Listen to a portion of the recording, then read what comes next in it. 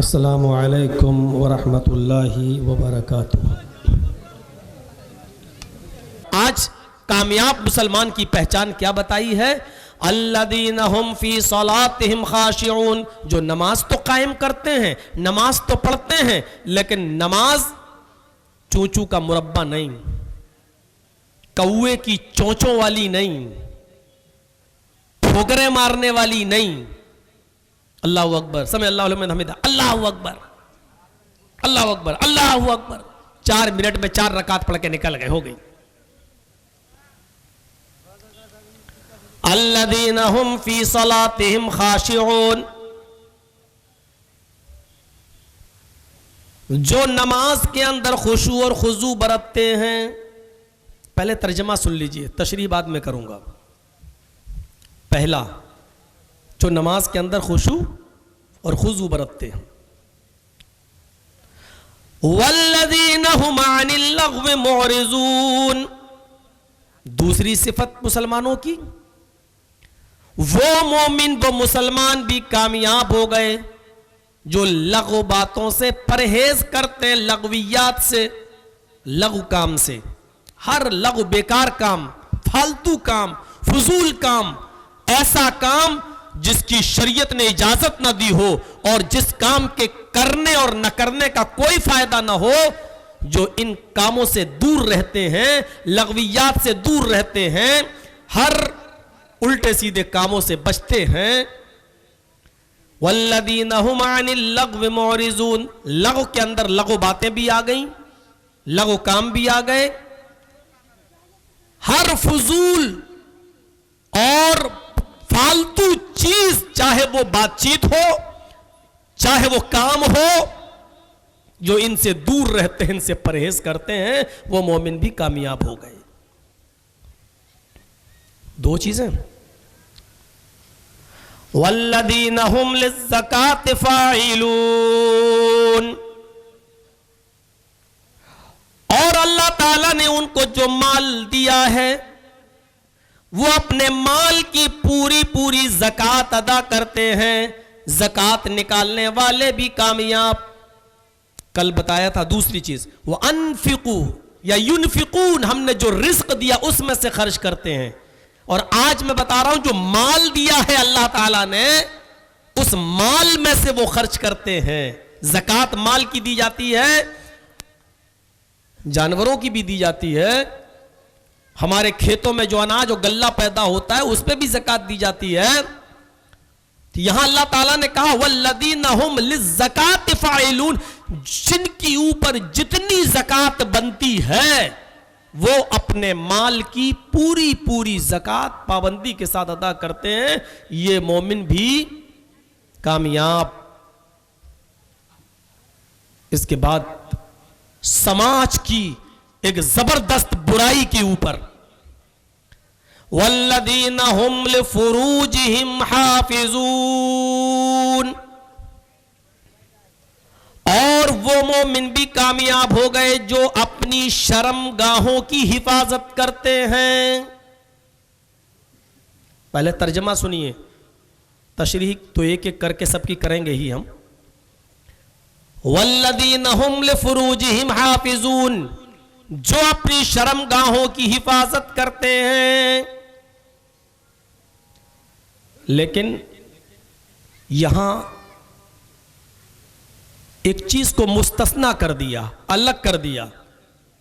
شرمگاہ کی حفاظت ہر انسان پر فرض ہے، ضروری ہے کہ وہ اپنی شرمگاہ کی حفاظت کرے، لیکن کن سے نہیں کرنا ہے ان کو بھی الگ کر دیا۔ الا علی ازواجہم او ما ملکت ایمانہم، مگر اپنی بیویوں سے اور اپنی باندیوں سے، لونڈیوں سے، جن کی نگرانی تمہاری اوپر ہے، جن کو تم نے خرید لیا ہے۔ عرب کے اندر پہلے لڑکے اور لڑکیاں بیچی جاتی تھیں، خریدے جاتے تھے۔ جو لڑکے بیچ دیے گئے ان کو ہم نے خرید لیا، وہ ہمارے غلام ہو گئے، یا جنہوں نے اپنی لڑکی بیچ دی اور ہم نے خرید لی وہ ہماری لونڈی یا ہماری باندی ہو گئی۔ جس لڑکی کو ہم نے خریدا ہے، جو ہماری لونڈی ہے، اس سے بھی ہم وہ کام لے سکتے ہیں جو ایک بیوی سے لیا جاتا ہے، یعنی اس کے ساتھ بھی جماع، ہم بستری، جسمانی تعلق جائز ہے. شریعت نے اس میں کوئی رکاوٹ ممانعت نہیں لگائی.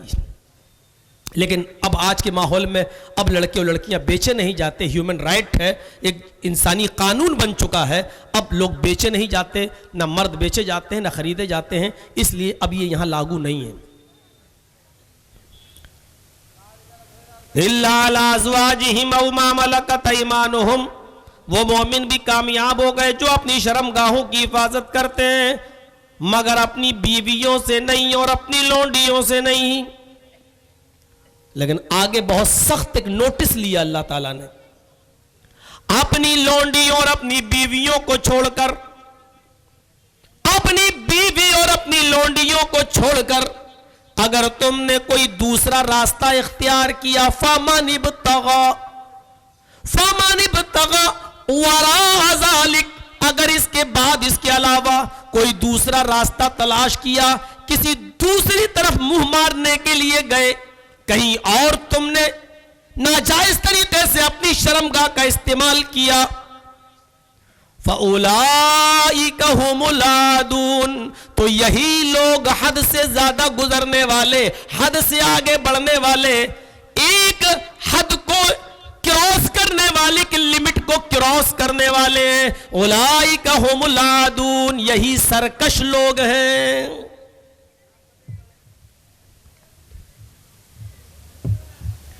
اس کے بعد والذین هم لأماناتهم وعہدهم راعون، کھو گیا کیا؟ کسی کا ہے کہ کھو گیا؟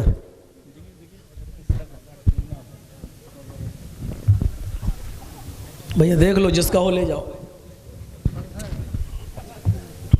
آپ کے یہاں کم کھوتے ہیں، بہار میں بہت کھوتے ہیں. بہار میں تو ہمیں بولنا پڑتا ہے کہ آپ لوگ صرف بچے پیدا کرنا جانتے ہیں، سنبھالنا نہیں جانتے. کئی جلسوں میں مجھے بولنا پڑا یہ، اب اتنا سا بچہ بتائیے. لیکن ہمت کو داد دینا پڑے گی، رو نہیں رہا ہے. وہاں تو جتنے آتے ہیں سب روتے ہوئے آتے ہیں. اچھا یہاں دادا ہیں صاحب. والذین هم لأماناتهم وعہدهم راعون، تقریر کا میرا زیادہ تر حصہ قرآن کی اس آیت پر آج لگے گا. والذین هم لأماناتهم وعہدهم راعون، اور وہ مومن بھی کامیاب ہو گئے جو امانتوں کا خیال رکھتے ہیں، کسی کی امانت پر ناجائز قبضہ نہیں کرتے، ہڑپ نہیں کرتے، غصب نہیں کرتے. وعہدہم راعون، اور عہد و پیمان کے بڑے پختہ رہتے ہیں، جس سے جو عہد کیا، جس سے جو وعدہ کیا اس کو ہر حال میں پورا کرتے ہیں. یہ مومن بھی کامیاب ہو گئے. اور لاسٹ میں والذین هم علی صلاتہم یحافظون، وہ مومن بھی کامیاب ہو گئے جو اپنی نمازوں کی حفاظت کرتے ہیں. ظہر پڑھ کے آئے، عصر پہ دماغ لگائے، عصر پڑھ کے آئے، مغرب کی طرف دماغ لٹکا ہوا ہے، مغرب پڑھ کے آئے، عشاء میں دماغ الجھا ہوا ہے، عشاء پڑھ کے آئے، رات میں بستر پہ سو رہے ہیں، آنکھ کھلتی ہے، بار بار گھڑی دیکھتے ہیں، فجر تو نہیں ہو گئی ہے، ٹائم تو نہیں ہو گیا ہے. فجر کی طرف جن کا نماز میں دماغ لٹکا ہوا ہے، جو اپنی نمازوں کی حفاظت کرتے ہیں، یہ مومن بھی کامیاب ہو گئے. اللہ تعالیٰ نے ان مومنوں کو کامیابی کی بشارت دی اور اس کے بعد کیا کہا؟ اولئک هم الوارثون، یہی لوگ مالک ہیں، یہی لوگ وارث ہیں. وارث کس کو کہتے ہیں؟ باپ کے مال میں بیٹا وارث ہے نا، یعنی باپ کے مرنے کے بعد بیٹا بھی اپنے باپ کے کچھ حصے کا مالک ہے. وارث مطلب مالک. اولئک هم الوارثون، یہی لوگ وارث ہیں، یہی لوگ مالک ہیں. کس کے وارث ہیں؟ الذین یرثون الفردوس، اللہ تعالیٰ نے ان کو جنت الفردوس کا وارث بنایا ہے، اللہ نے ان کو جنت الفردوس کا وارث بنایا ہے۔ ہم فیہا خالدون، اتنا کام کرنے والے جو ہم نے بتائے ہیں، اتنا کام کرنے والے جنت کے وارث ہیں، جنت میں داخل کر دیے جائیں گے۔ ہم فیہا خالدون، اس میں سے کبھی نکالے نہیں جائیں گے، ہمیشہ ہمیش کے لیے جنت میں رہیں گے۔ بظاہر زیادہ چیزیں نہیں ہیں، لیکن ان کی تشریح میں جب ہم جائیں گے، گھسیں گے، تب ہمیں پتا چلے گا کہ اصل چیز ہے کیا۔ نماز پڑھنے والے تو نماز پڑھتے ہیں اور آ جاتے ہیں، لیکن نماز میں پہلی چیز بتائی گئی ہے قد افلح المومنون، وہ مومن کامیاب کون؟ الذین هم فی صلاتہم خاشعون، جو اپنی نمازوں میں خشوع اور خضوع برتتے ہیں۔ آپ پڑھیے صحابہ کی تاریخ، تابعین کی تاریخ، تبع تابعین کی تاریخ، نماز پڑھتے تھے تو ایسا لگتا تھا جیسے ان کے سروں پر کوے بیٹھے ہوئے ہوں، ہلتے ہی نہیں تھے، کچھ نہیں۔ ہم اپنی نمازوں کا بھی جائزہ لیں۔ تذکرۃ الحفاظ میں علامہ شمس الدین ذہبی نے ایک تابعی کا واقعہ نقل کیا ہے کہ نماز کے پابند، لیکن پیر ان کا سڑ گیا، خراب ہو گیا۔ میڈیکل سائنس اتنی ترقی نہیں کی ہوئی تھی اس زمانے میں، حکیموں نے مشورہ دیا کہ تمہارا پیر کاٹا جائے گا۔ انہوں نے کہا، حکیم نے، بہت تکلیف ہوگی، درد ہوگا۔ اس زمانے میں محذر اشیاء کا وجود عمل میں نہیں آیا تھا۔ محذر اشیاء جانتے ہیں؟ نشہ آور انجیکشن، سن کر دیا جاتا ہے، انجیکشن دے کے بے ہوش، آپریشن کر دو، پیر کاٹ دو، کسی کو پتہ نہیں۔ اس زمانے میں میڈیکل سائنس اتنی ترقی نہیں کی تھی۔ تمہارا پیر کاٹا جائے گا اور حالت ہوش میں کاٹا جائے گا۔ آئیڈیا لگا سکتے ہیں کتنی تکلیف ہوگی۔ یہ بزرگ تابعی کہتے ہیں یہ تو بڑے تکلیف کی بات ہے حکیم صاحب، کہ ہاں سمجھ لو۔ اس بزرگ تابعی نے کہا ٹھیک ہے، پھر تم اپنا کام شروع کر دینا، لیکن میری ایک شرط ہے کہ تم اپنا کام اس وقت شروع کرنا جب میں کسی اونچی جگہ پر بیٹھ جاؤں اور اس کے بعد میں نماز پڑھنے لگوں۔ جب میں نماز پڑھنے لگوں تو میرا پیر زمین پر ہی رہے گا، اونچی جگہ پر میں بیٹھ کر نماز پڑھوں گا۔ جب میں بیٹھ جاؤں تو تم میرے پیر کو جہاں سے کاٹنا ہو وہیں سے کاٹ دینا۔ نماز ہی ایک ایسی عبادت ہے کہ اس نماز کی حالت میں جب میں دعائیں پڑھتا ہوں تو اللہ سے ایسی باتیں کرتا ہوں، اللہ سے ایسی گفتگو کرتا ہوں، اللہ کی طرف میرا ایسا دماغ لگ جاتا ہے، میرا دل اور دماغ اللہ سے گفتگو میں ہوتا ہے، اس سے بات چیت میں ہوتا ہے۔ میں اتنا منہمک ہو جاتا ہوں، اتنا بزی ہو جاتا ہوں اللہ سے گفتگو کرنے میں کہ اگر تم اس گفتگو میں، اس عبادت میں، اس نماز میں میرا پیر کاٹ دو گے تو مجھے تکلیف کا بالکل اثر نہیں ہوگا۔ ہم اپنی نمازیں دیکھیں، ایک مچھر کاٹتا تو نماز پڑھ رہے مچھر، بہت سے لوگ تو الحمدللہ رب العالمین، اور امام صاحب نے ذرا تھوڑی سی قرأت لمبی کر دی، الف لام میم ذالک الکتاب لا، مقتدی سوچتا پتہ نہیں کتنی لمبی 2.5 پارہ نہ پڑھے امام صاحب، اور ایک دم گھڑی دیکھنے لگتا ہوں۔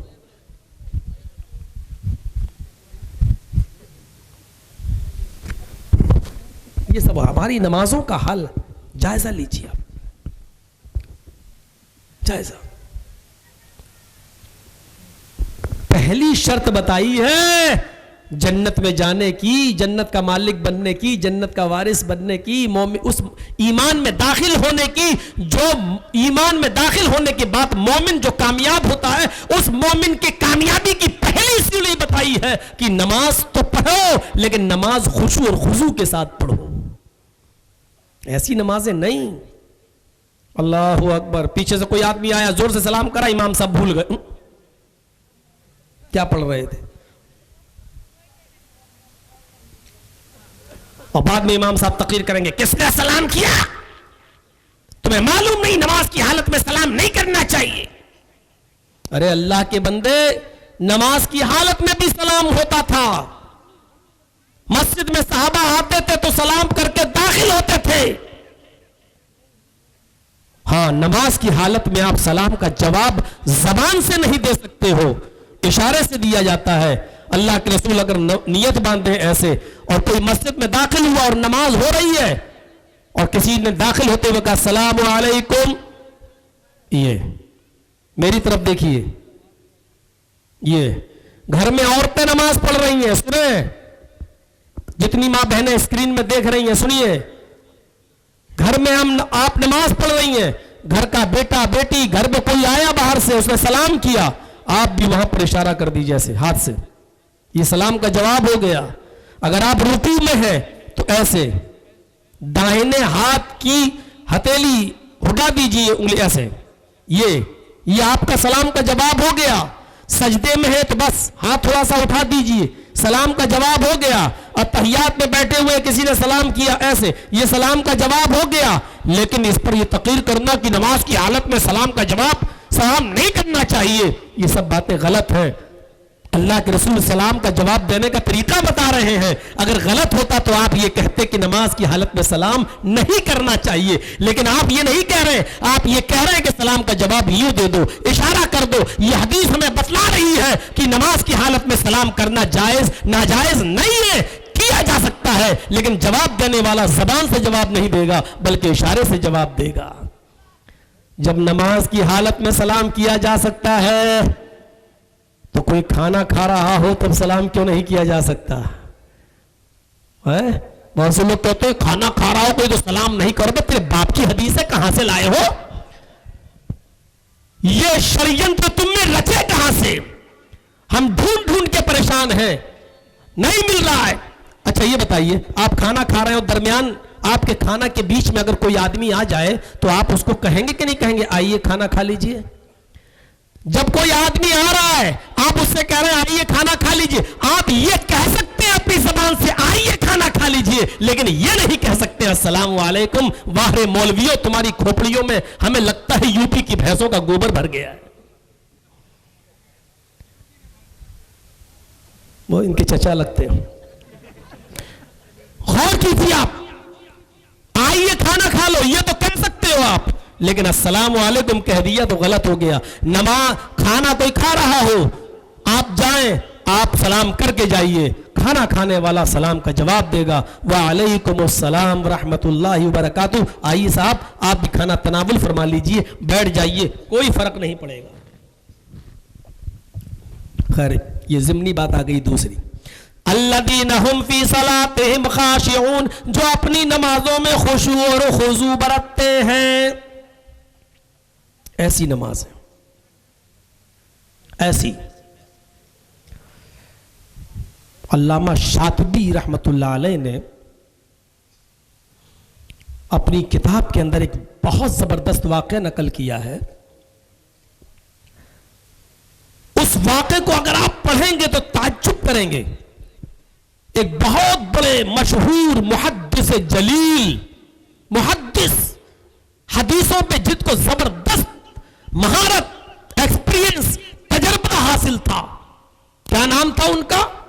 عبد الرحمن ابن مہدی, عبد الرحمن صنوف مہدی.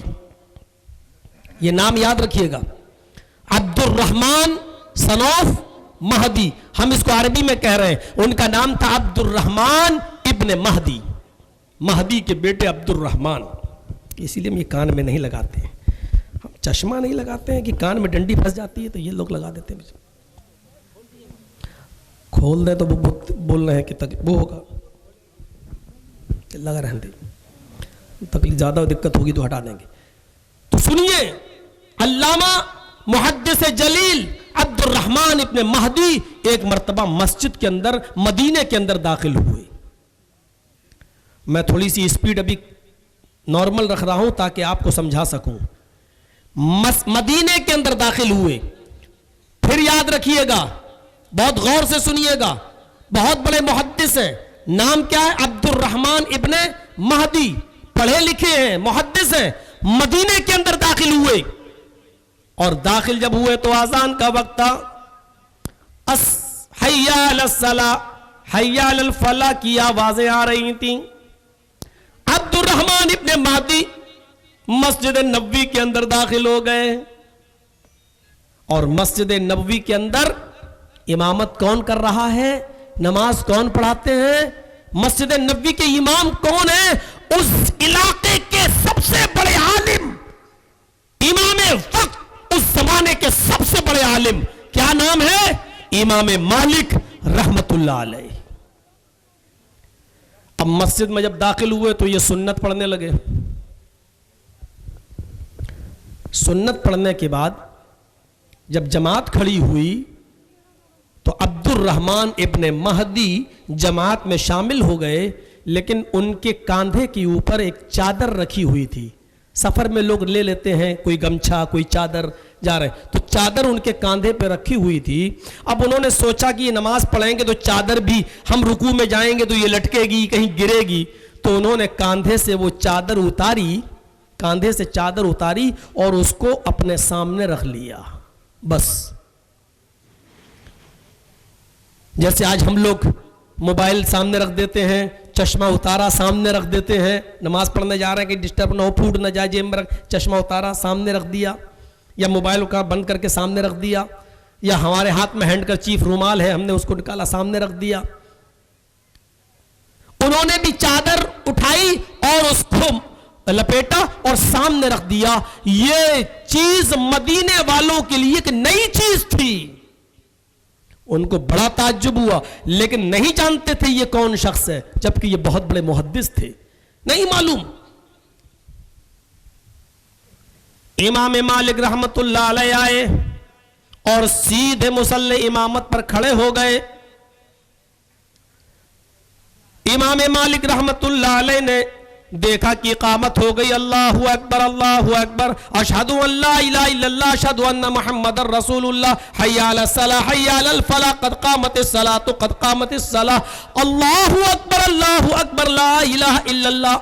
امام مالک سب سے کہہ رہے ہیں اپنی صفیں درست کر لو, استووا صفوفکم. اب لوگ امام مالک کی طرف دیکھ رہے ہیں, اشارہ کر رہے ہیں. اس آدمی نے چادر آگے ڈال دی. امام مالک نے دیکھا, اس آدمی کو بھی دیکھا, سمجھ گئے کہ یہ پردیسی ہے. امام مالک قبلہ رو ہوئے, اللہ اکبر کہہ کر انہوں نے نماز پڑھانا شروع کر دی. نماز پڑھانے کے بعد جب سلام پھیرا, اور سلام پھیرنے کے بعد جب مقتدیوں کی طرف چہرہ کیا تو فرمایا پولیس کہاں ہے, باڈی گارڈ کہاں ہے. اتنے میں پولیس آ گئی, باڈی گارڈ جو مسجد نبوی میں رہا کرتے تھے وہ آ گئے. امام مالک نے فرمایا کہ اس آدمی کو پکڑو اور اس کو قید خانے کے اندر ڈال دو, اس کو جیل کے اندر ڈال دو. جس آدمی نے نماز کی حالت میں نماز میں اپنی چادر صرف آگے رکھ دی تھی, اس آدمی کو امام مالک نے حکم دیا اس کو پکڑ کر قید خانے میں ڈال دو. وہ آدمی مقید کر دیا گیا ہے, شام تک جیل کے اندر رہتا ہے. شام کو پتا چلتا ہے امام مالک کو, جس آدمی کو ہم نے گرفتار کیا ہے, قید خانے میں ڈالا ہے, وہ تو اپنی بستی کا, اپنے علاقے کا بہت بڑا عالم ہے, بہت بڑا محدث ہے, حدیثوں کا ماہر ہے, حدیثوں کا ایکسپیرینس رکھتا ہے, بہت بڑا تجربے کار ہے. امام مالک نے اپنے باڈی گارڈوں کو حکم دیا اس آدمی کو جیل سے, قید خانے سے نکال کر میرے پاس لاؤ. امام مالک کے سامنے اس شخص کو لایا گیا عبد الرحمن ابن مہدی کو. جب اس شخص کو لا کر پیش کیا گیا تو امام مالک نے یہ نہیں دیکھا کہ تم بہت بڑے محدث ہو, بہت بڑے عالم ہو, اپنے علاقے کے بہت جانکار ہو. انہوں نے فرمایا ان تضع صوبک فی یدک بین الناس, تم نے لوگوں کے درمیان اپنی چادر کو, اپنے کپڑے کو, ان تضع صوبک بین یدک, اپنے آگے ڈال دیا, لوگوں کے بیچ میں, لوگوں کے سامنے تم نے اس چادر کو آگے ڈال دیا. وَشَغَلْتَ الْمُصَلِّينَ بِالنَّظْرِ إِلَيْهِ, اور نمازیوں کی نظروں کو تم نے اس چادر کی طرف مائل کر دیا, یعنی تم نے نماز پڑھنے والوں کی نماز میں ڈسٹرب کر دیا. وَقَدْ أَحْدَثْتَ فی مسجدنا شیئا ما کننا نعرفہ, آج تم نے ہماری مسجد کے اندر ایک ایسی نئی چیز کی ایجاد کر دی جس کو ہم پہلے کبھی نہیں جانتے تھے, جس سے ہم کبھی واقف نہیں تھے. یعنی تم نے یہ نئی چیز ایجاد کر دی, ہم نے اپنے بستی میں, اپنے مدینہ کے اندر اس چیز کا رواج نہیں دیکھا, لیکن آج تم نے ہمارے نمازیوں کو مائل کر دیا, کپڑا ڈال کر ان کی نمازوں میں ڈسٹرب کر دیا. اس واقعے سے آپ اندازہ لگا سکتے ہیں کہ امام مالک رحمت اللہ علیہ کی نظر میں نماز کی حالت میں اپنا سامان, اپنی چادر, اپنا چشمہ, اپنا رومال اور اپنی کوئی بھی چیز اپنے سامنے رکھنا بھی منع تھا. وہ اس کو بھی اچھا نہیں سمجھتے تھے, وہ یہ سمجھتے تھے کہ اس سے بھی ہماری نماز میں خشوع اور خضوع میں کمی آئے گی. موبائل رکھ دیا, اب ہماری نماز تو وہیں رہے گی نا, ہماری نظر سجدے کی جگہ پر تو موبائل پر بھی پڑے گی. اب آدمی بار بار سجدے کی جگہ پہ دیکھے گا تو موبائل کو بھی دیکھے گا, دیکھے کوئی لے کے تو بھاگ نہیں گیا, کوئی بھی چیز. اس واقعے سے ہمیں پتا چلتا ہے کہ ہماری نمازیں کتنی خشوع اور خضوع والی ہونی چاہیے. پورا پورا پیر کاٹ دیا جاتا تھا اور تکلیف کا احساس نہیں ہوتا تھا. پیر کٹ گیا, تکلیف کا احساس نہیں ہوا نماز کی حالت میں. جنت میں جانے والے مومنین کی لسٹ میں یہ پہلا سینہ ہے. جو مومن کامیاب ہے ان کی کامیابی کی پہلی سیڑھی یہ بتائی گئی ہے, الذین هم فی صلاتہم خاشعون, جو اپنی نمازوں میں خشوع اور خضوع برتتے ہیں. ایسے نہیں, بہت سے لوگ ادھر ادھر بھی دیکھ لیتے ہیں.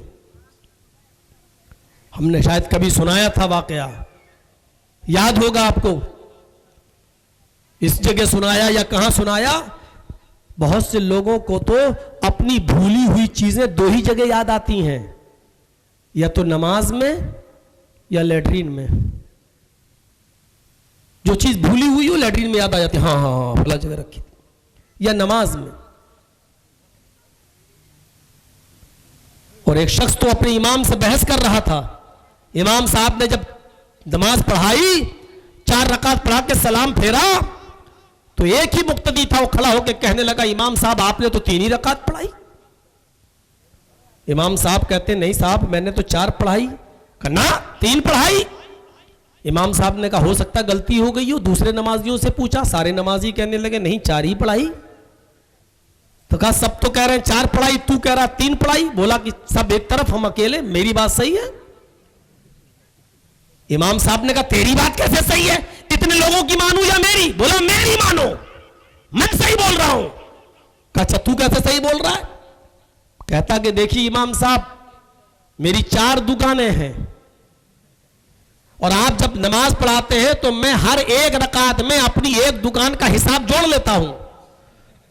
آپ کی 4 رکعت میں 4 دکانوں کا حساب جوڑ لیتا تھا, آج 3 ہی کا جوڑ پایا, اس لیے میں کہہ رہا ہوں 3 ہی پڑھائی ہیں, آپ نے 4 نہیں پڑھائی ہیں. یہ دلیل ہے. یہ واقعہ چاہے جھوٹا ہو, فرضی ہو, لیکن اس میں حقیقت نظر یہ آتی ہے کہ آج ہماری نمازیں بالکل اسی طریقے کی ہیں. ہماری نمازوں کا حال یہی ہے. اور ذرا اپنے بھائیوں کی نمازوں کا جائزہ لے لو. کبھی کبھی پھنس جاتا ہوں مسجدوں میں, نہیں ملتا موقع, نماز پڑھنے کا موقع ملا تو ہم رکوع سے اٹھ نہیں پائے, وہ سجدے میں گھس گیا.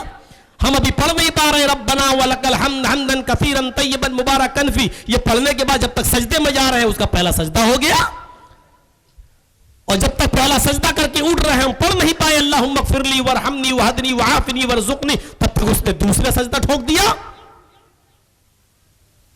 وہاں تو سمجھوتا کرو آپ اور دعاؤں کو چھپاؤ, آدھی آدھی دعائیں پڑھو, رکعتوں کی تعداد بڑھا لو لیکن دعائیں گھٹا لو. یہ حال ہے. تو پہلی چیز الذین ھم فی صلاتہم خاشعون, جو اپنی نمازوں میں خشوع اور خضوع برتتے ہیں. خشوع اور خضوع والی نماز چاہیے جنت کا وارث بننے کے لیے اور کامیاب مومن بننے کے لیے. پہلی چیز ہو گئی. آئیے دوسری چیز پر, والذین ھم عن اللغو معرضون, جو لغویات سے دور رہتے ہیں. لغویات میں جھوٹ, غیبت, چغلی, زبان سے ایسی باتیں کہنا جس سے کسی دوسرے مسلمان کو تکلیف ہو, لغویات کے اندر یہ چیز بھی شامل ہے, اور لغویات کے اندر وہ کام بھی شامل ہے جس سے ہمیں کوئی بینیفٹ ہو, کوئی فائدہ نہ ہو اور ہمارا وقت برباد ہو رہا ہو. مثلا کیرم بورڈ کھیل رہے ہیں, کوئی فائدہ نہیں ہے, ہمارا وقت برباد ہو رہا ہے, اس سے نہ ہماری تندرستی میں اضافہ ہو رہا ہے, نہ ہمارے گھر میں ہماری بچوں کی اصلاح ہو رہی ہے, صرف وقت کا کی بربادی ہے. اس لیے لغو کاموں میں کیرم بورڈ بھی آتا ہے, لغو کاموں میں ہمارا کرکٹ کا کھیلنا بھی آتا ہے, لغو کاموں کے اندر ہمارا پتنگ اڑانا بھی آتا ہے, لغو کام کے اندر میرے بھائیوں شرط لگا کر میچ کھیلنا بھی لغو کاموں کے اندر آتا ہے. لغو کام کے اندر شطرنج کھیلنا بھی آتا ہے, اور شطرنج تو اتنا بڑا گناہ ہے. چوسر کھیلنا, شطرنج کھیلنا, زمین پر رکھ کر گٹی کو ادھر ادھر رکھ کر, کہتے ہیں یہ بادشاہ ہے, اس نے ایک گوڑی ماری اور اس نے پھلاں کو پرست کر دیا, پھلاں کو, یہ رانی مر گئی, راجہ مر گیا, پتہ نہیں کیا کیا ہوتا ہے اس کے اندر. یہ شطرنج کا کھیل تو اتنا گندا ہے کہ نبی اکرم نے اس کھیل کے بارے میں فرمایا کہ جس نے شطرنج کھیلا اس نے سور کے خون میں اپنے ہاتھ کو ڈالا, اس نے سور کے خون میں اپنے ہاتھ کو ڈبویا.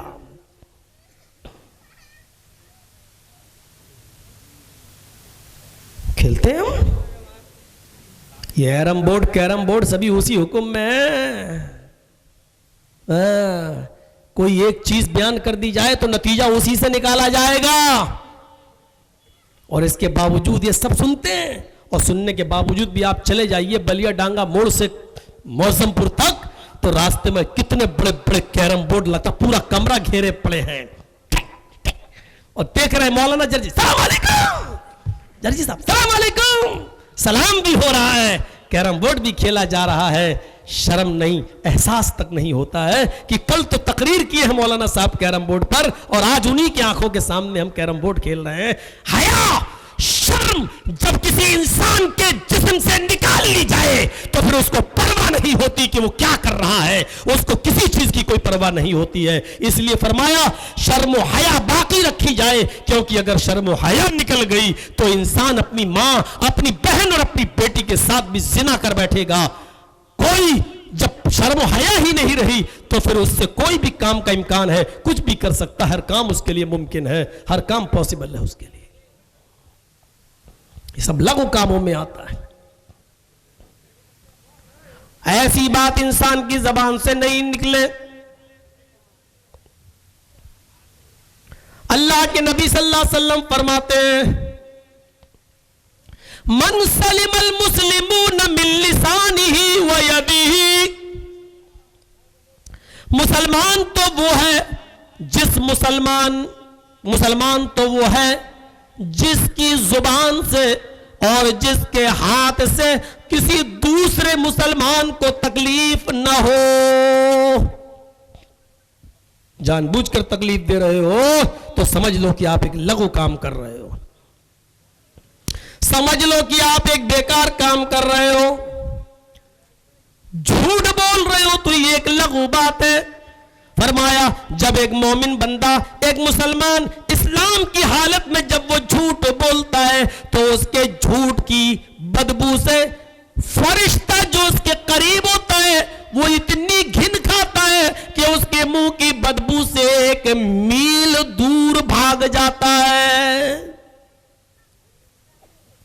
یہ لغو بات ہے.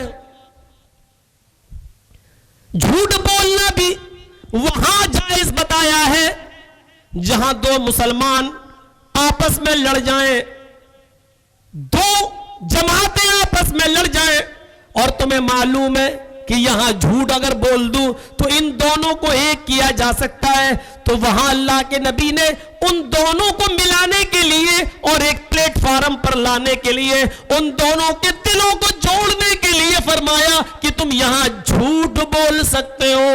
لیس الکذاب الذی یصلح بین الناس, وہ جھوٹا نہیں لکھا جاتا اللہ کے یہاں جو لوگوں کے درمیان صلح کرانا چاہے, لوگوں کو جوڑنا چاہے, لوگوں کو ایک کرنا چاہے. ان کو ایک کرنے کے لیے اگر وہ جھوٹ بولتا ہے تو اس کو اللہ کے یہاں جھوٹا نہیں لکھا جاتا ہے. ایک یہاں اور ایک جگہ اور جھوٹ بولنا جائز ہے. وہ کہاں ہے؟ وہ آپ کے گھریلو معاملے میں. آپ کی بیوی ناراض ہے, اپنی بیوی کو خوش کرنے کے لیے کہ ناراضگی بہت زیادہ دن تک نہ رہے, تو آپ جھوٹ بول سکتے ہو بیوی کو خوش کرنے کے لیے. اور بیوی بھی شوہر کو خوش کرنے کے لیے جھوٹ بول سکتی ہے, کیونکہ ان دونوں کے درمیان دوری طلاق کا ذریعہ بن سکتی ہے. اس طلاق سے بچنے کے لیے اللہ کے رسول نے اتنی اجازت دی ہے. اندازہ لگا سکتے ہیں میاں اور بیوی کے درمیان محبت باقی رکھی جائے, اگر جھوٹ سے دونوں ایک ہو رہے ہیں تو ایک دوسرے کے لیے جھوٹ بول سکتا ہے اتنا جتنی ضرورت ہو. اب اتنا نہ بول دینا کہ تم کہو تو میں آسمان سے تارے توڑ کے لے آؤں. اب اتنا تو ہو نہیں پائے گا, تو تارے توڑ کے لا ہی نہیں پائے گا. اب اتنا اوپن جھوٹ بھی مت بولنا کہ وہ یقین ہی نہ کرے. یہ تو عشق اور معشوق کی کتابوں میں لکھے ہوتے ہیں, اور یہ تو فرضی افسانے ہوتے ہیں. پیار کرتے ہاں کتنا, بس دل چیر کے نہیں دکھا سکتے. ہمارے ہندو بھائیوں میں چلے جاؤ, لوگوں نے تو ہنومان پر بھی وشواس نہیں کیا تھا. وہ کہتے تھے میرے دل میں رام ہیں, لوگ ہٹ جھوٹ بولتا, انہوں نے سینہ چیر دیا تھا. ہنومان جی نے وہاں دکھایا تھا تو رام ان کے دل میں نکلے تھے ان کی کتابوں کے مطابق. تم سینہ چیرو گے کوئی نہیں نکلے گا لیلا مجنو. موبائلوں نے اتنی لیلائیں پیدا کر دی ہیں اور واٹس ایپ اور فیس بک نے اتنی فرضی مجنو پیدا کر دی ہیں کہ آج کل اعتبار ہی نہیں ہے. لڑکیاں ایسے فوٹو لگاتی ہیں کہ لگتا ہے کہ جیسے جنت سے اتری ہوئی یہی ہے, اور جب ملاقات کا وقت آتا ہے تو لگتا ہے کہ ارے یہ تو سب سے بڑی پھٹیچر نکلی. اتنے دھوکے چل رہے ہیں, اتنے دھوکے. لاغو کاموں میں یہ بھی شامل ہے, کسی سے ہم جھوٹ نہ بولیں, کسی کو تکلیف نہ دیں. لاغو کام کے اندر یہ بھی شامل ہے کہ ہر فالتو کام ہم کر رہے ہیں جس سے کوئی فائدہ نہیں ہے. اللہ تعالیٰ نے مومن کے فلاح اور کامیابی کا دوسرا زینہ یہ بتایا ہے کہ وہ لغو کاموں سے دور رہے اور لغو باتوں سے دور رہے. والذین هم عن اللغو معرضون, جو لغو باتوں سے اور لغو کاموں سے اعراض کرتے ہیں, دور رہتے ہیں. بلکہ بیکار لوگوں سے بھی دور رہنا چاہیے. لغو کام نہیں, فالتو آدمی ہیں, چائے کی دکان پہ بیٹھے ہیں, مولانا صاحب گزر رہے ہیں, مولانا صاحب آ رہے ہیں چائے کی دکان پہ, کوئی کام تو ہے نہیں, بیٹھے مولانا صاحب. ہاں مولانا صاحب تو ان کے باپ کے نوکر ہیں, چلے گئے جی آئیے چائے پی لیجیے. سارا مولانا صاحب سوچ رہے ہیں نہیں پیئیں گے تو بھی کہے گا بڑا گھمنڈی ہے, دیکھو بیٹھتا بھی نہیں ہے, ہم تو اتنے پیار سے کہہ رہے ہیں. بیچارے بیٹھ گئے, جی لائیے چائے پی. مولانا صاحب ایک مسئلہ بتا دو. یہ دیکھیے اب مسئلہ پوچھ رہا ہے. مسئلہ پوچھنا نہیں تھا, اگر قرآن و حدیث کا علم حاصل کرنا ہوتا تو مولانا کے پاس جاتا, ان کے روم پہ جاتا, ان کے کمرے پہ جاتا, اجازت لیتا, پہلے موبائل پر ٹائم لیتا, فون کرتا, یا گھر والے سے اجازت لے کر گھر کے اندر جاتا, یا مولانا صاحب جب مسجد میں تھے نماز پڑھنے تب ان سے پوچھ لیتا. لیکن اس کو مسئلہ پوچھنا نہیں, مولانا کو دیکھ کر مسئلہ یاد آ گیا ہے یہاں پر مولانا کا قرآن و حدیث کی روشنی میں اگر دیکھا جائے، کتاب و حکمت کی روشنی میں دیکھا جائے تو مولانا کو مسئلہ بتانا جائز نہیں ہے، مجبوری ہے، بتانا پڑتا ہے، نہیں بتائیں گے تو دین کا مسئلہ نہیں بتا رہا ہے۔ ارے کتنا کمینہ مولوی ہے، ارے ہم دین کا مسئلہ پوچھ رہے ہیں، ہم سے زیادہ دین تو آپ ہی جانتے ہیں۔ امام بخاری رحمت اللہ علیہ، یہ دلی والے امام بخاری کی بات نہیں کر رہا ہوں میں، امام بخاری جنہوں نے بخاری شریف کی حدیث لکھی 16 سال کے اندر 7000 حدیثیں جنہوں نے درج کی، امام بخاری سے اس وقت کا بادشاہ کہتا تھا امام بخاری سے، مولانا علامہ ہمارے بچے کو پڑھانے لگیے، قرآن پڑھائیے، حدیث پڑھائیے۔ انہوں نے کہا ٹھیک ہے پڑھا دوں گا۔ ایک ہفتے کے بعد جب بادشاہ سے آمنا سامنا ہوا امام بخاری کا تو بادشاہ نے کہا آپ نے تو کہا تھا میں آپ کے بچے کو پڑھا دوں گا، آپ آئے نہیں؟ امام بخاری نے کہا آپ کا بچہ میرے گھر آیا ہی نہیں۔ بات دیکھ رہے ہیں؟ بادشاہ نے کہا میرا بچہ آپ کے گھر آئے گا، آپ کی جھونپڑی میں پڑے گا، آپ کو میرے محل میں آنا ہے اور میرے بچے کو میرے محل میں پڑھانا ہے۔ امام بخاری رحمت اللہ علیہ نے فرمایا بادشاہ سلامت، آپ کا یہ حکم میرے جوتوں کے بوٹ کے تلوے کے نیچے نہیں مانتا۔ کیا کہہ رہے ہو؟ کہا آپ کے بیٹے کو قرآن و حدیث کا علم حاصل کرنا ہے تو میرے گھر پہ آنا پڑے گا، میری جھونپڑی میں آنا پڑے گا، اور جھونپڑی میں نہیں، میں جس ٹاٹ پر بیٹھتا ہوں اور میرے پاس محلے کے غریب بچے جس چٹائی پر بیٹھ کر قرآن و حدیث کا علم حاصل کرتے ہیں، آپ کے بچے کو بھی اسی چٹائی پر بیٹھ کر علم حاصل کرنا ہوگا۔ پیاسا کنویں کے پاس آتا ہے، کنواں پیاسے کے پاس نہیں جاتا ہے۔ ہمیں ضرورت ہوگی تو ہم آپ کے گھر آئیں گے، ہمیں ضرورت نہیں ہے آپ کے درہم و دینار کی، آپ کے روپیوں کی اور پیسوں کی۔ آپ کے بچے کو اگر علم کی ضرورت ہے تو آپ ہمارے گھر بھیجیے۔ امام بخاری رحمت اللہ علیہ کو شہر سے نکال دیا گیا، ملک بدر کر دیا گیا، انہوں نے شہر چھوڑنا گوارا کر لیا، اپنا ملک چھوڑنا گوارا کر لیا، لیکن علم کی توہین نہیں کی، علم کی توہین نہیں کی۔ اپنے آپ کو بدلو۔ ہوٹلوں پہ بیٹھ کر مولویوں سے مسئلے پوچھو گے؟ اتنی جرأت، اتنی ہمت؟ اس لیے اللہ تعالیٰ نے فرمایا مولویوں کو، ان علماء کو جو اہل علم ہے، جب تمہیں ایسے جاہلوں کا سے سامنا پڑ جائے ان کی محفلوں میں بیٹھا ہی مت کرو، ان کے پاس بیٹھ کر تمہیں چائے پینے کی ضرورت ہی کیا ہے؟ قرآن نے صاف کہہ دیا وَإِذَا خَاطَبَهُمُ الْجَاهِلُونَ قَالُوا سَلَامًا۔ جب تم سے جاہل مخاطب ہو جایا کریں، جب تم سے جاہل راستے میں کھڑے ہو کر گفتگو کرنے لگے تو السلام علیکم کہہ کر آگے بڑھ جایا کرو، ان سے زیادہ باتیں نہ کرو، اس لیے کہ جاہلوں سے زیادہ گفتگو کرو گے تو سوائے اپنا سر دیوار پہ پھوڑنے کے سوا تمہیں کچھ نہیں ملے گا۔ جاہلوں کی کسی سوال کا جواب ہم دے پائیں گے؟ میں نے بتایا تھا شاید نہیں دے پائیں گے آپ۔ ایک کان میں کتنے ستارے ہیں؟ جاہل اٹھا ایک، کہنے لگا 5 لاکھ۔ وہ پڑھا لکھا ڈر گئے، کتنے؟ 5 لاکھ۔ کہ تمہیں کیسے معلوم؟ کہ میں جو کہہ رہا ہوں وہ مانو۔ دلیل؟ کہ دلیل کچھ نہیں، اگر یقین نہیں آتا تو گن کے آؤ۔ اب کون جواب دے گا اس کا؟ کیا مولانا جرجیز کے پاس اس کا کوئی جواب ہے؟ کیا مولانا مظہر صاحب کے پاس اس کا کوئی جواب ہے؟ کیا بڑے سے بڑے عالم کے پاس اس کا کوئی جواب ہے؟ کیا جواب ہے؟ اس لیے کہا کہ نہیں، دیوار پہ سر مت پھوڑو، سلام کہو اور آگے بڑھ جاؤ۔ تو لغو کاموں سے بھی بچو، لغو باتوں سے بھی بچو، اور لغو لوگوں سے، بیکار قسم کے لوگوں سے بھی اپنے آپ کو بچاؤ۔ یہ سب لغو کے اندر شامل ہے۔ والذین ھم عن اللغو معرضون۔ 2 چیزیں، ایک ایک چیز پر بھی 2 گھنٹے بولا جا سکتا ہے، لیکن نہیں، آگے چلیے۔ الذین ھم فی صلاتہم خاشعون والذین ھم عن اللغو معرضون والذین ھم للزکاۃ فاعلون۔ تیسری چیز، یہ مومن، یہ تیسرا زینہ ہے ان مومنوں کی کامیابی کا جو مومن بننا چاہتے اور ایمان کے اندر پورے کے پورے داخل ہونا چاہتے اور جنت کے وارث بننا چاہتے ہیں، کیا ہے؟ جو اپنی زکوٰۃ کی پوری پوری ادائیگی کرتے ہیں۔ کل میں نے زکوٰۃ کے بارے میں بہت کچھ بول دیا ہے، اللہ کی راہ میں مال خرچ کرنے والے کے بارے بہت کچھ بول دیا ہے، حضرت عثمان کا واقعہ بھی سنایا ہے۔ حضرت تمیم داری نے چراغ مسجد نبوی میں لا کر روشن کیا تو اللہ کے نبی نے کہا تھا قد نورت الاسلام، اے تمیم آج تم نے مسجد نبوی میں چراغ جلا کر مسجد کو نہیں پورے دین کو، پورے اسلام کو روشن کر دیا۔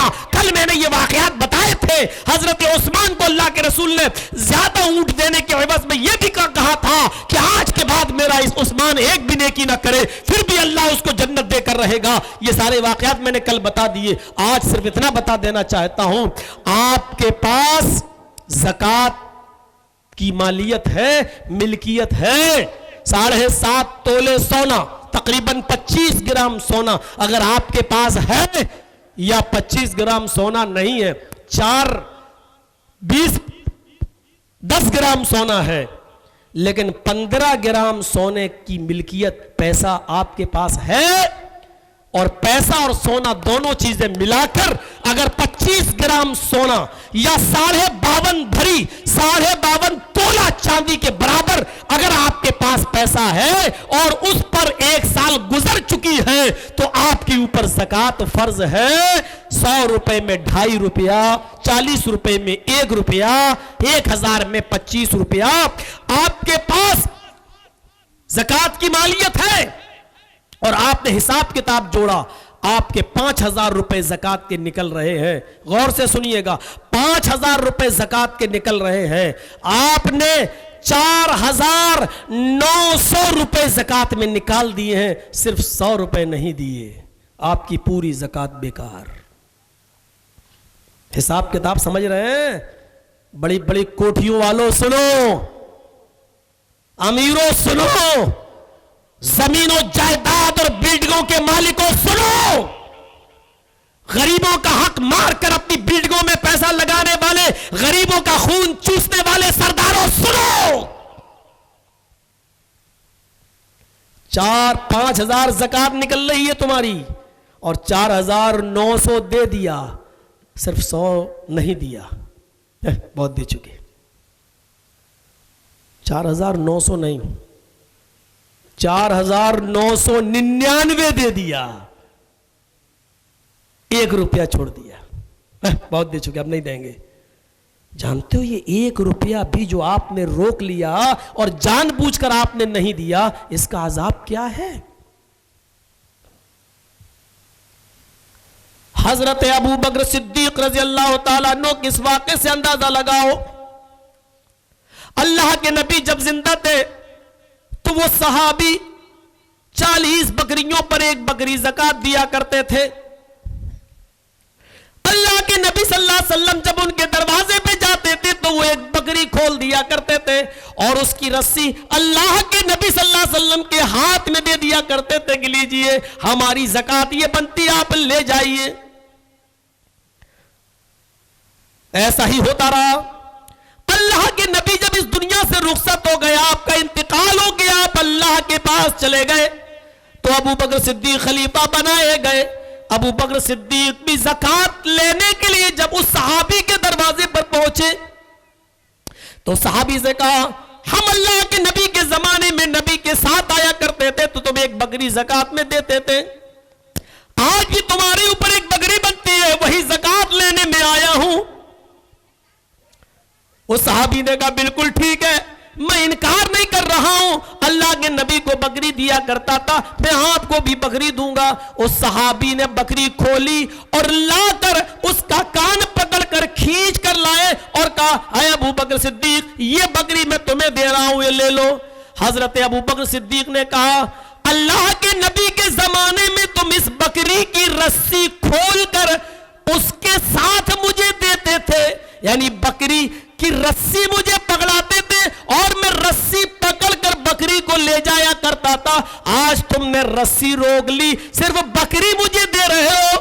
اس صحابی نے کہا اللہ کا ابو بکر مجھے رسی کی ضرورت ہے، میں اپنے دوسرے جانور باندھ لوں گا، بکری زکات میں بنتی ہے، بکری لے جائیے۔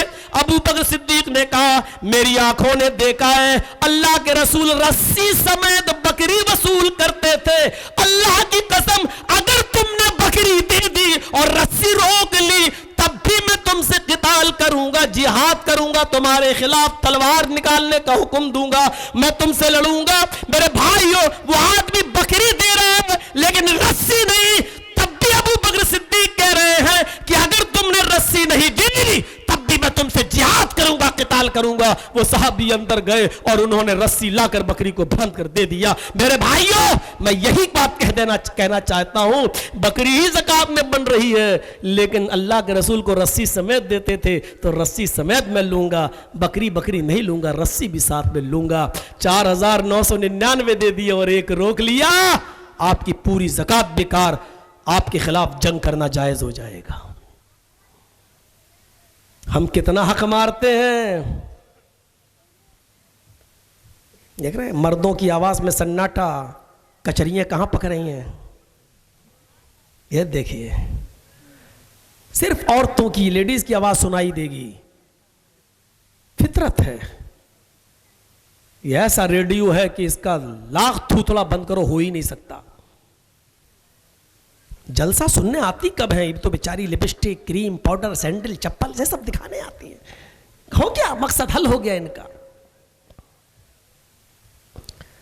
زکات کے بارے میں بس اتنا ہی سمجھ لیجئے، کتنے لوگ ہیں، مولانا ابوالکلام آزاد نے لکھا ہے کہ اگر صرف مسلمان، بھارت کے، ہندوستان کے مسلمان اپنی مال کی پوری زکات اگر دینا شروع کر دیں، جتنی زکات جس پر بنتی ہے، اگر مسلمان اپنی مال کی صرف زکات ادا کر دے، غریب اور مسکینوں تک پہنچنا شروع کر دے، تو بھارت کے اندر ایک بھی مسلمان بھیک مانگتا ہوا نظر نہیں آئے گا۔ ٹرینوں اور اسٹیشنوں اور بس اسٹینڈ کے اوپر ایک بھی فقیر، ایک بھی لنگڑا لولا، ایک بھی اپاہج تمہیں بھیک مانگتا ہوا نظر نہیں آئے گا۔ آج یہ لوگ نظر آ رہے ہیں، اس کا مطلب یہ ہے کہ مسلمان اپنے مال کی پوری زکات ادا نہیں کر رہا ہے۔ والذین هم للزکاة فاعلون، جو اپنے زکات کو پوری طریقے سے ادا کرتے ہیں، کچھ بھی باقی نہیں رکھتے، زکات کو پابندی کے ساتھ ادا کرتے ہیں اور دیتے ہیں۔ اس کے بعد والا سماجی جرم، والذین هم لفروجهم حافظون، یہ بھی ایک سیڑھی ہے اس مسلمان کے، اس مومن کے کامیاب ہونے کی اور جنت کا وارث بننے کی، کہ جو اپنی شرمگاہوں کی حفاظت کرتے ہیں۔ شرمگاہ کی حفاظت کے دو معنی ہیں، ایک معنی تو یہ ہے کہ کپڑے ڈھنگ کے پہنے جائیں، سطر نہ کھلا ہو، ناف سے لے کر یہ جو ٹنڈی ہوتی ہے، یہ نابھی جس کو ہم لوگ بولتے ہیں نابھی، یہاں سے لے کر گھٹنے تک، یہاں تک یہ سطر ہے مرد کا۔ اتنا حصہ نابھی سے لے کر گھٹنے تک، اتنا حصہ ایک مرد سے بھی چھپائے گا، یاد رکھیے گا، اتنا یہاں سے لے کر یہاں تک اتنا حصہ ایک مرد سے بھی چھپائے گا، اور اتنا حصہ ایک عورت سے بھی چھپائے گی۔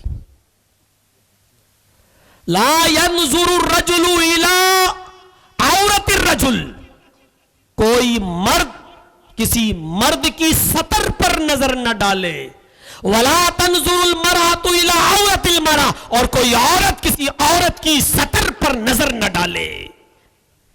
مرد کی سطر نہ دیکھے، عورت کی سطر نہ دیکھے، اتنا نابی سے لے کر گھٹنے تک اتنا حصہ مرد سے چھپائے گا اور اتنا حصہ عورت سے چھپائے گی۔